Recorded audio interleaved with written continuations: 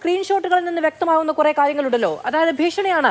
ഞാൻ ഇനി വെറുതെ ഇരിക്കാൻ തീരുമാനിച്ചിട്ടില്ല, ഈ പറയുന്ന അതിജീവിതകൾക്കും അവരുടെ കുടുംബത്തിനും എതിരെ കിട്ടിയ നാണയത്തിൽ തിരികെ കൊടുക്കാനാണ് തീരുമാനം എന്നതടക്കം പറയുന്ന ഒരാൾക്ക് എങ്ങനെയാണ് ജാമ്യം നൽകുക? ഇത് നോക്കൂ, ഞാൻ നിയമത്തിനപ്പുറത്തേക്കുള്ള ഇടപെടലുകൾ നടത്തും എന്ന് പറയുമ്പോൾ, നീ ചെയ്താൽ ഞാൻ താങ്ങും, ഞാൻ ചെയ്താൽ നീ താങ്ങില്ല എന്ന് പറയുമ്പോൾ അദ്ദേഹത്തിന് അതിനുള്ള അധികാരമുണ്ട് എന്നുള്ളിടത്താണ് ആ പ്രശ്നം. നിന്നെ കൊല്ലാൻ എനിക്ക് എത്ര സെക്കൻഡ് വേണം എന്ന് ചോദിച്ച അതേ ആത്മധൈര്യത്തോടെ ഇപ്പോഴും പറയുകയാണ് ഞാൻ ചെയ്താൽ നീ താങ്ങില്ല എന്ന്. അങ്ങനെ താങ്ങില്ല എന്ന് പറയാനുള്ള ആത്മവിശ്വാസം ഇപ്പോഴും അദ്ദേഹത്തിന് അധികാരമാണ്. മധു, നേരത്തെ കോൺഗ്രസിന്റെ പ്രതിനിധിയായിട്ട് സംസാരിച്ച ആള് പറയുന്നത് കേട്ടു. പിന്നെ ഞങ്ങൾ ഇന്നലെ തന്നെ അയാളെ പുറത്താക്കി എന്നുള്ള രീതിയിലാണ് ഇവർ സംസാരിക്കുന്നത്. അതായത് പരാതി കിട്ടിയപ്പോൾ തന്നെ ഞങ്ങൾ സസ്പെൻഡ് ചെയ്തു, കോടതി അയാൾക്ക് ജാമ്യം കൊടുക്കുന്നില്ല എന്ന് കണ്ടപ്പോൾ തന്നെ ഞങ്ങൾ ഇയാളെ പുറത്താക്കി. അതുകൊണ്ട് തന്നെ MLA സ്ഥാനം രാജിവെക്കാൻ ഇനി കോൺഗ്രസിന് പറയാൻ പറ്റില്ല എന്നാണ് ഇവർ പറയുന്നത്. നമ്മളൊരു കാര്യം മനസ്സിലാക്കണം, കഴിഞ്ഞ 3-3.5 വർഷമായിട്ട് രാഹുലിനെതിരെ രാഹുലിന്റെ പാർട്ടിക്കകത്ത് തന്നെയുള്ള, അത് കോൺഗ്രസിനകത്തായിക്കോട്ടെ യൂത്ത് കോൺഗ്രസിനകത്തായിക്കോട്ടെ, ഈ 2 പ്രസ്ഥാനങ്ങൾക്കും അകത്തുള്ള സ്ത്രീകൾ തന്നെ നിരന്തരം പാർട്ടിക്കകത്ത് പരാതിപ്പെട്ടിട്ടുണ്ട്. അപ്പം രാഹുലിനെതിരെ പരസ്യമായിട്ട് ഒരു പ്രതികരണം ഉണ്ടാവുന്ന സമയത്ത് ആദ്യം രംഗത്ത് വരുന്നത് കോൺഗ്രസ്സുകാരായിട്ടുള്ള സ്ത്രീകളാണ്, അല്ലെങ്കിൽ യൂത്ത് കോൺഗ്രസിനകത്ത് പ്രവർത്തിക്കുന്ന സ്ത്രീകളാണ്. അത് കഴിഞ്ഞിട്ടാണ് നമ്മൾ ഇപ്പോൾ ചർച്ച ചെയ്യുന്ന ഇത്രയും വലിയ വലിയ പരാതികളും ക്രൈമിന്റെ വിവരങ്ങളും കേസുകളും ഒക്കെ ഉണ്ടാവുന്നത്. അപ്പം ആദ്യഘട്ടത്തിൽ സംസാരിച്ചതൊക്കെ കോൺഗ്രസിനകത്ത് ആളുകളാണ്. ആ പരാതികളൊക്കെ മൂടി വെക്കുകയും ഇല്ലാണ്ടാക്കുകയും അതിനകത്ത് തന്നെ കോംപ്രമൈസ് ചെയ്യുകയും ചെയ്തിട്ടാണ് 2024 പാലക്കാട് പോലൊരു മണ്ഡലത്തിൽ രാഹുലിനെ ഇവര് കൈപ്പത്തി ചിഹ്നത്തിന് മത്സരിപ്പിച്ച് വിജയിപ്പിക്കുന്നത്. ഇതിന്റെ ധാർമ്മികമായ ഉത്തരവാദിത്തത്തിൽ നിന്ന് ഒരു തരത്തിലും കോൺഗ്രസിന് മാറിയിക്കാൻ പറ്റില്ല.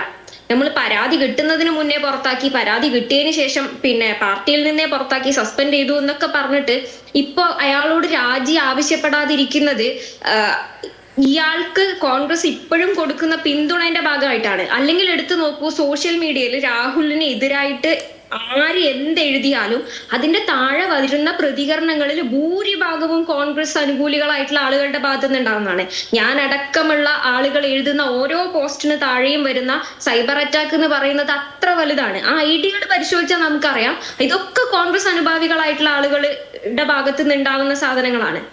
അപ്പോൾ ഇവര് ധാർമ്മികമായിട്ടുള്ള ഇവരുടെ ഉത്തരവാദിത്തത്തിൽ നിന്നൊന്നും ഇവർക്ക് യാതൊരു കാരണവശാലും മാറി നിൽക്കാൻ പറ്റില്ല എന്നാണ് ഒന്നാമതായിട്ട് പറയാനുള്ളത്. യൂത്ത് കോൺഗ്രസ് അധ്യക്ഷ സ്ഥാനത്ത് നിന്ന് പുറത്താക്കിയ സമയത്ത് മാധ്യമങ്ങളടക്കം എല്ലാവരും ചോദിച്ച ഒരു കാര്യം എന്താണ്? നിങ്ങൾക്ക് ചുമക്കാൻ പറ്റില്ല, പക്ഷെ പാലക്കാട്ടെ ജനങ്ങൾ ചുമന്നോണം എന്ന്. MLA സ്ഥാനം രാജിവെക്കണമെന്ന് മുതിർന്ന ഒരൊറ്റ നേതാവ് പറഞ്ഞിരുന്നെങ്കിൽ ആ ചോദ്യം ചോദിക്കാൻ പൊതുസമൂഹത്തിന് കൂടുതൽ ഒരു ആർജവം ഉണ്ടാകുമായിരുന്നു. ആരും ചോദിച്ചില്ല, എന്നിട്ട് പുറത്താക്കി. അപ്പോഴെന്താ, പുറത്താക്കിയ ആളുടെ രാജി ഞങ്ങൾക്ക് ചോദിക്കാൻ പറ്റില്ലല്ലോ എന്നുള്ളത്. യൂത്ത് കോൺഗ്രസ് അധ്യക്ഷ സ്ഥാനം രാജിവെച്ചതിന് ശേഷം പുറത്താക്കുന്നത് വരെയുള്ള ഗ്യാപ്പിൽ ഒരൊറ്റ നേതാവ് പറഞ്ഞോ രാജിവെക്കണമെന്ന്? രാഹുലിനെ ഭയപ്പെടുന്നത് ആരാണ് എന്നുള്ള കാര്യം ഇവര് തന്നെ വ്യക്തമാക്കിയാൽ മതി. ഇവർ എന്തുകൊണ്ടാണ് ഇവർ രാഹുലിനെ ഭയപ്പെടുന്നത്, അല്ലെങ്കിൽ രാഹുലിനെ സംരക്ഷിക്കുന്ന ആളെ ഭയപ്പെടുന്നത് എന്നുള്ളത് വ്യക്തമാക്കേണ്ടത് കോൺഗ്രസിന്റെ തലമുതിർന്ന നേതാക്കന്മാരും KPCC അധ്യക്ഷനും VD സതീശൻ അടക്കമുള്ള പ്രതിപക്ഷ നേതാവും തന്നെയാണ്. അതിൻ്റെ അകത്ത് ഒരു തർക്കവുമില്ല. ഞങ്ങൾ പുറത്താക്കിയില്ലേ, ഞങ്ങൾ മാതൃകാപരമായിട്ട് ആക്ഷൻ എടുത്തില്ലേ എന്ന് പറഞ്ഞിട്ട് ഇവർക്ക് കൈയൊഴിയാൻ പറ്റില്ല. അത് ഒരു തരത്തിൽ ഇവർക്ക് കൈയൊഴിയാൻ പറ്റില്ല. കാരണം രാഹുലിന് യാതൊരു തരത്തിലുള്ള പൊളിറ്റിക്കൽ ഹിസ്റ്ററിയും ഇല്ലാണ്ട് പെട്ടെന്ന് കോൺഗ്രസ് പോലൊരു പാർട്ടിന്റെ യുവജന സംഘടനയിലേക്ക് കടന്നു വന്നിട്ട് അതിനകത്തെ ബാക്കി ഇത്രയും കാലം പ്രവർത്തിച്ചു വന്നിരുന്ന ആളുകളെ ഒക്കെ പിന്തള്ളിക്കൊണ്ടുള്ള രാഷ്ട്രീയ വളർച്ചയാണ് രാഹുലിൻ്റെത്.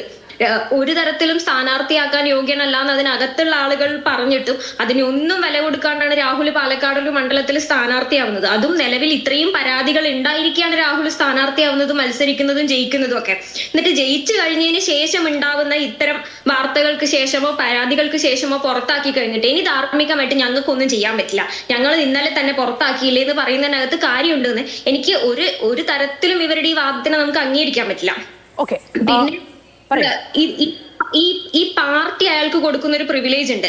അല്ലെങ്കിൽ നേരത്തെ പറഞ്ഞതുപോലെ അതിജീവിതകളെ ഭീഷണിപ്പെടുത്താനും നിയമ സംവിധാനങ്ങളെ ഭീഷണിപ്പെടുത്താനും അയാൾക്ക് കിട്ടുന്ന പ്രിവിലേജും ധൈര്യം എന്ന് പറയുന്നത് ഈ പ്രസ്ഥാനം കൊടുക്കുന്നതോ ഇതിനകത്തുള്ള നേതാക്കൾ കൊടുക്കുന്നത് തന്നെയാണ്. അല്ലെങ്കിൽ ആലോചിച്ച് നോക്കൂ, കർണാടകയിലേക്ക് കടന്നുപോയ രാഹുലിനെ ഓരോ സ്പോട്ടിൽ വെച്ചിട്ട് ഇപ്പൊ പിടിക്കും എന്ന് വെച്ചിട്ട് കേരള പോലീസിന് പിടികൂടാൻ പറ്റിയിട്ടില്ല. അപ്പൊ ആരാണ് ഇവന് കൃത്യമായിട്ടുള്ള വിവരങ്ങൾ ചോർത്തി കൊടുക്കുന്നത്? അല്ലെ ആരാണ് രാഹുലിന് കർണാടക പോലൊരു സ്ഥലത്ത് പിന്തുണ കൊടുക്കുന്നതും അവനെ സംരക്ഷിക്കുന്നതും? അത് ചെയ്യുന്നത് നമ്മളല്ല, നമ്മളുമായി ബന്ധപ്പെട്ട ആരും അല്ല എന്നൊന്നും പറഞ്ഞിട്ട് കോൺഗ്രസിന് പിടിച്ചു നിൽക്കാൻ പറ്റില്ല. കേരള നിയമസഭക്കകത്ത് ഒരു തരത്തിലും നിലനിന്ന് പോവാൻ അർഹതയില്ലാത്ത ഒരാളാണ് രാഹുൽ മാങ്കൂട്ടം. അപ്പൊ ചോദിക്കും, നിങ്ങൾ മുകേഷിനെതിരെ പിന്നെ എന്തെങ്കിലും പറഞ്ഞിട്ടുണ്ടോ, എൽദോസിനെതിരെ പറഞ്ഞിട്ടുണ്ടോ? ഇവരൊന്നും തന്നെ നിയമസഭയിൽ ഇരിക്കാൻ അർഹരല്ലാത്ത നേതാക്കളാണെന്ന് ഓരോ കാലഘട്ടത്തിലും നമ്മൾ പറഞ്ഞു വന്നിട്ടുണ്ട്. ഇവരുടെ ഒക്കെ ഇഷ്യൂസ് ഉണ്ടായപ്പോഴും പറഞ്ഞിട്ടുണ്ട്, മുകേഷിനെ പുറത്താക്കണമെന്നും എൽദോസിനെ പുറത്താക്കണമെന്നും. ഇതേ നിലപാട് തന്നെയാണ് രാഹുലിന്റെ കാര്യത്തിലും. തികഞ്ഞ പെർവേർട്ട് ആയിട്ടുള്ള, മാനിപ്പുലേറ്റർ ആയിട്ടുള്ള, ഹാബിച്വൽ ഒഫൻഡർ ആയിട്ടുള്ള ഒരാളാണ് രാഹുൽ മാങ്കൂട്ടം. ഒരു തരത്തിലും കേരള നിയമസഭയിലെ ഒരു മണ്ഡലത്തിനെ പ്രതിനിധീകരിച്ചിരിക്കാനോ അവിടുത്തെ ജനങ്ങളെ സേവിക്കാനോ അയാൾക്ക് യാതൊരു തരത്തിലുള്ള അർഹതയും ഇല്ല. ശരി ശരണം, ഞാൻ ശരണയിലേക്ക് തിരികെ വരാം.